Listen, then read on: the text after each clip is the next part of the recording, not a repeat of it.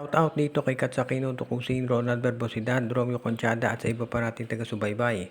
At ngayon ang balita natin, mukhang itong Barangay Ginebra ay kinakailangan ng kumuha ng isang tinatawag na big man dahil nga dito sa nagiging sitwasyon sa kanilang lineup. At sa ngayon ang nakikita natin dyan, posibilidad ay itong si Cade Flores.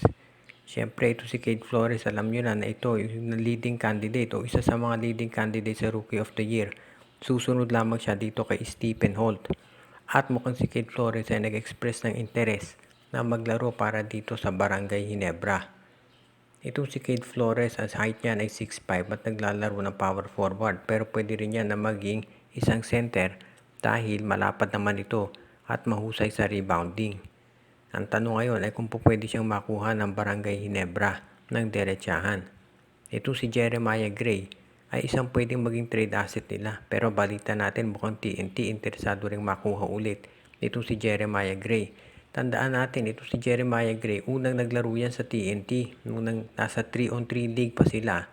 Ito si Jeremiah Gray, sa TNT yan naglaro. Pero nung na-draft na, nakuha ng Terra Firma at tinrade agad dito sa Barangay Ginebra. Kaya sa tingin ko, itong TNT, hindi na nakapagtataka na gusto nilang makuha itong si Gray.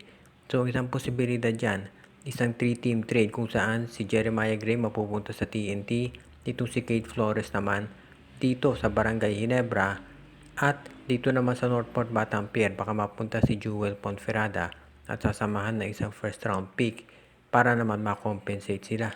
So tignan natin kung maaaprubahan ng ganyang klaseng trade dahil alam naman natin na itong MVP at SMC teams ay gumagawa din naman yan ng mga transactions kahit na hindi kasing dalas katulad dun sa ibang teams. Pero itong ganitong klaseng trade sa tingin ko ay balanse naman at pwede matuloy.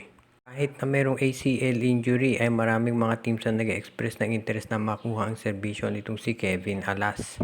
Si Kevin Alas ngayon ay nagpapagaling pero maraming naniniwala na kapag ito ay naging mahusay na yung sitwasyon niya at nakarecover, maraming teams pa rin ang magkakagusto na makuha ang kanyang serbisyo. Siyempre, ito ay may kontrata sa NLEX at isang restricted free agent. So makalilipat lamang siya sa ibang team kung ititrade siya ng NLEX. At ngayon maraming mga may gusto dyan. Of course, alam natin, itong Converge ay isa doon sa mga teams na interesado kay Alas, pati na itong Blackwater Boxing. At kung maging healthy si Alas at walang issue, posible rin na magka-interest din ang Barangay Ginebra na naghahanap ngayon ng isang point guard na pwedeng tumulong dito sa kanilang backcourt. At of course, ang Rain or Shine Elasto Painters at Phoenix. Dahil ang balita nga si Tyler Tio pinag-iinteresan ng ibang koponan. Nasa index ngayon yan kung ititrade nila si Alas o hindi. Ang tinitignan siguro dito ng index unang-una ay yung kombinasyon ni Alas at ni Robert Bolick kung magkiklik.